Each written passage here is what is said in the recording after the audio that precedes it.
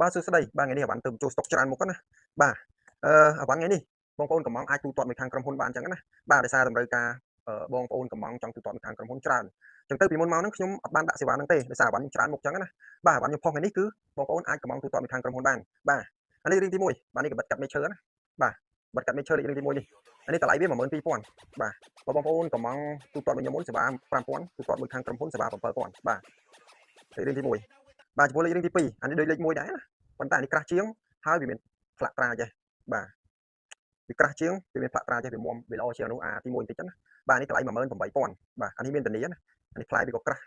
អានេះវាក៏ក្រាស់បាទកង់នេះក៏ក្រាស់បាទមានត្រាទៀតហើយមានជាប់បាំងពីមុខទៀតតម្លៃ18000ថ្លៃដឹកដូចគ្នាបងប្អូនទូទាត់ខ្ញុំមុនសេវា5000ទូទាត់ខាងក្រុមហ៊ុនសេវា7000បាទអានេះបាទនេះប្រភេទក្រាស់ដែរបាទអានេះអាចកាត់មេឃធំបានណាបាទអានេះតម្លៃពេញវា10000តម្លៃ16000បាទនេះតម្លៃ16000បាទរឿងទី3នេះរឿងទី3ណាអានេះមានផ្លាកត្រារបស់វាចេះបាទបាទរឿងទី4បាទរឿងទី4អានេះតម្លៃវា15000បាទ15000ណាអានេះយើងអាចកាន់ដងវាច្រូតក៏បានដោះដងវាចេញដោះដងវាចេញណាដោះហើយយើងដាក់ដងវែងក៏បានបាទដោះដងវែងក៏បានអានេះរឿងទី4បាទរឿងទី4បាទចំពោះរឿងទី5បាទរឿងទី5ប្រភេទត្រកបេះផ្លែឈើបាទត្រកបេះផ្លែឈើបាទមានដងខែដងភ្លុកបាទហើយតម្លៃវា15000បាទបាទរឿងទី6ត្រកបេះផ្លែឈើដែរតែដងតប៉ែតបាទដងតប៉ែតអានេះចងដងវាដាក់ដងគឺត្រូវចងកស៊ូបាទចងកស៊ូបាទកបិតជាងកាត់ធៀងអាចកាន់ច្រូតក៏បានបាទអាចកាន់ច្រូតក៏បានខាងក្រោយនេះអាចកាប់បានណាមុខវាមុខកថៅវាអាចកាប់បានបាទបាទនេះតម្លៃវា14000បាទ14000បាទបាទលេខរៀងទី8បាទលេខរៀងទី8អានេះកបិតកាត់ធៀងអាចកាប់មេឈើបានណាបាទអានេះមុតល្អអានេះខ្ញុំទៅទិញរួចហើយគាត់ទៅចាន់គាត់ទិញថែមទៀតអានេះប្រើស្រួលបាទតម្លៃដូចគ្នាអានេះតម្លៃ14000បាទបាទលេខរៀងទី9បាទលេខរៀងទី9អានេះកបិតកាត់ធៀងអាចច្រូតបានបាទនេះតម្លៃ12000បាទនេះតម្លៃ12000បាទបាទលេខរៀងទី10បាទលេខរៀងទី10អានេះក៏បិទកាត់ធៀងអាចកាប់មេឃឈើបានដងវាដងឈើដងវា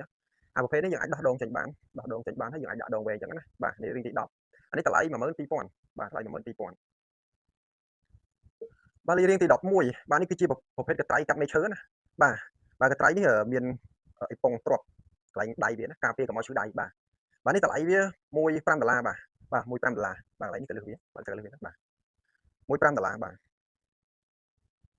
បាទលេខនេះទី12បាទនេះក៏ត្រៃកាត់មេឈើដែរបាទត្រៃកាត់មេឈើដែរបាទអានេះ$16បាទម៉ូតនេះ$16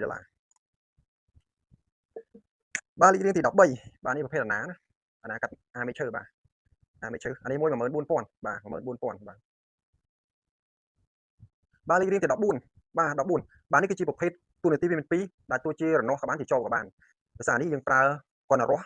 ទាញរស់ទេគឺដាច់ស្មៅហើយបាទអានេះដោយសារតែមុខវានេះថ្មីវាមុតសាមុតណាកន្លែងនេះតើកបិតនេះផ្លែកបិតឡើយបាទកបិតឡើយគាត់យើងរស់ទៅវាដាច់ស្មៅហើយ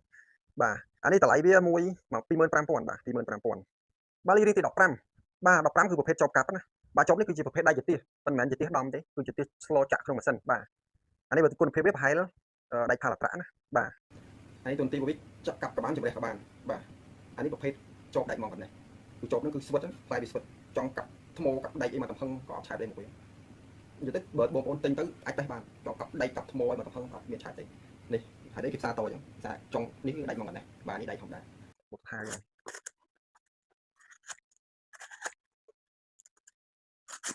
កុំឲ្យប៉ះដៃដឹងថា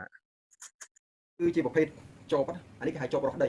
បាទហើយយើងរស់ដីដាក់ដាំតំណំអីចឹងណាអានេះយើង